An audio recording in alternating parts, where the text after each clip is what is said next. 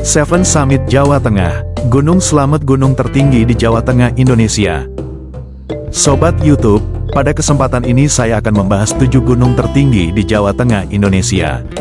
Antara lain, Gunung Slamet, 3.428 mdpl, Gunung Sumbing, 3.371 mdpl, Gunung Lawu, 3.265 mdpl, Gunung Sindoro, 3.153 mdpl, Gunung Merbabu, 3.145 mdpl, Gunung Prau, 2.590 mdpl, dan Gunung Merapi, 2.930 mdpl.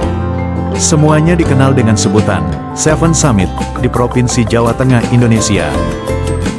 Pada kesempatan pertama ini, saya menyajikan gunung tertinggi pertama di Jawa Tengah, yaitu Gunung Slamet. Mari kita simak. Gunung Slamet adalah sebuah gunung berapi stratotipe, artinya gunung tersebut berbentuk kerucut, masih aktif, dan pernah meletus sejak tahun 1600. Gunung Slamet adalah gunung tunggal yang berdiri sendiri terpisah dari rangkaian pegunungan dan tidak ada gunung lain di daerah tersebut.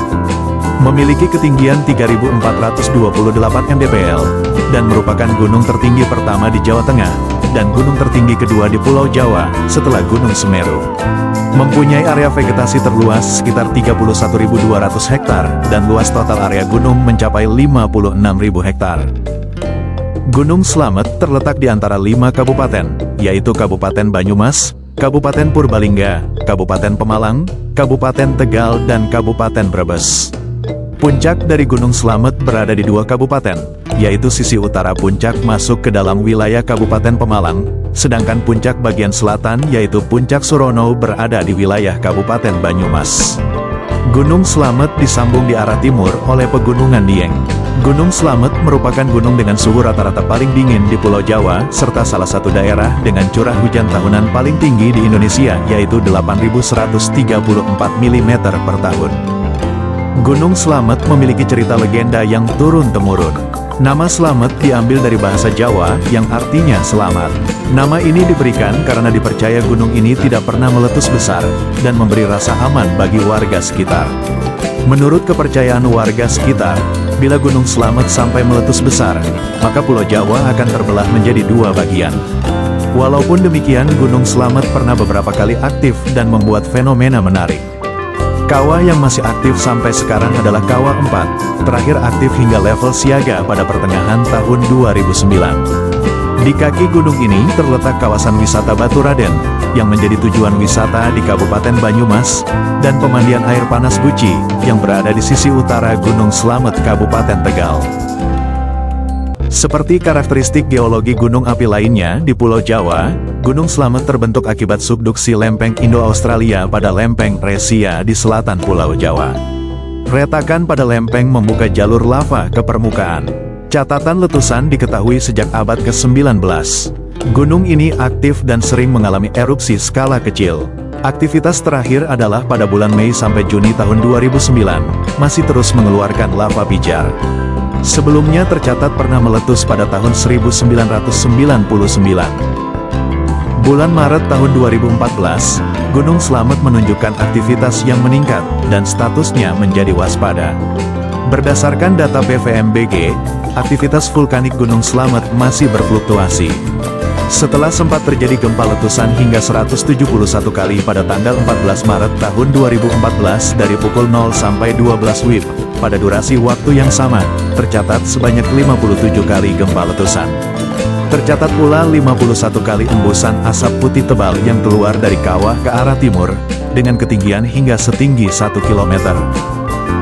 Sejak 1700, Gunung Slamet telah meletus sebanyak 42 kali.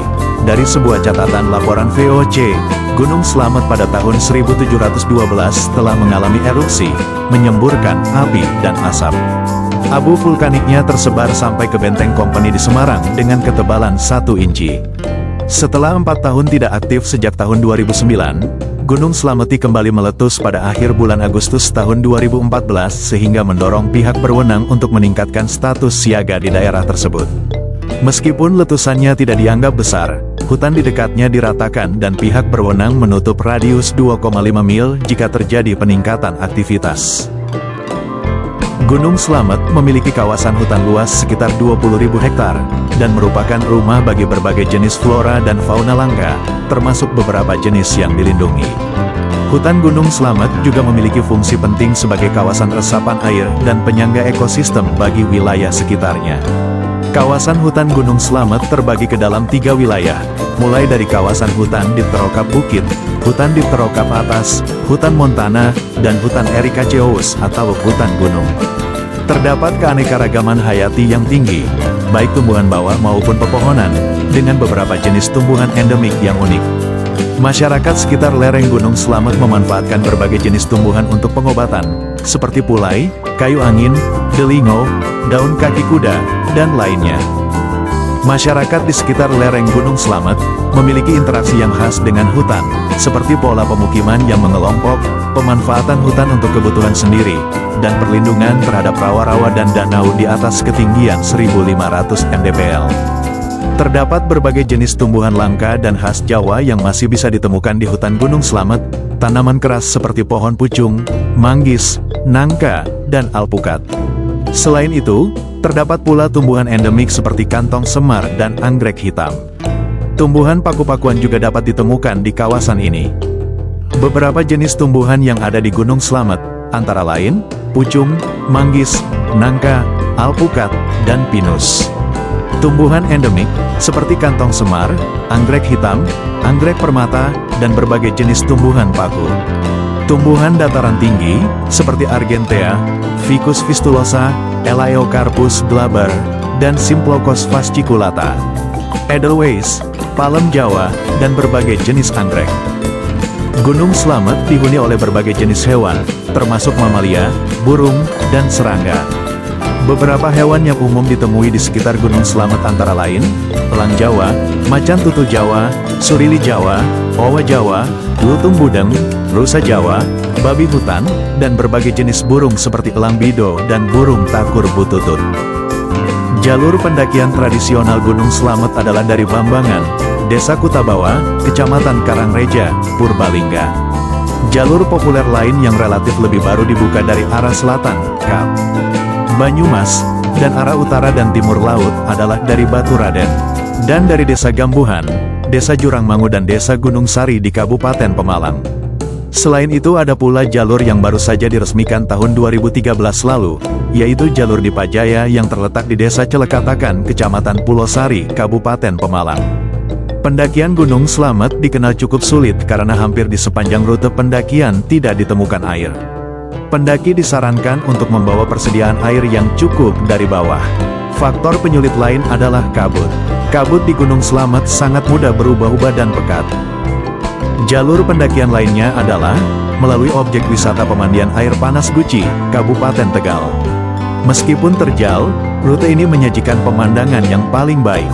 Kawasan Guci dapat ditempuh dari Slawi menuju daerah Tuwel melewati Lebak Siu, sementara untuk jalur pendakian yang populer saat ini adalah jalur Permadi Guci, di mana terdapat fasilitas musola Jabalus Salam yang masuk dalam daftar musola tertinggi ketiga di Indonesia, tersedianya air bersih yang melimpah di sepanjang tahun serta tersedianya toilet umum yang berada di pos 4 jalur pendakian tersebut.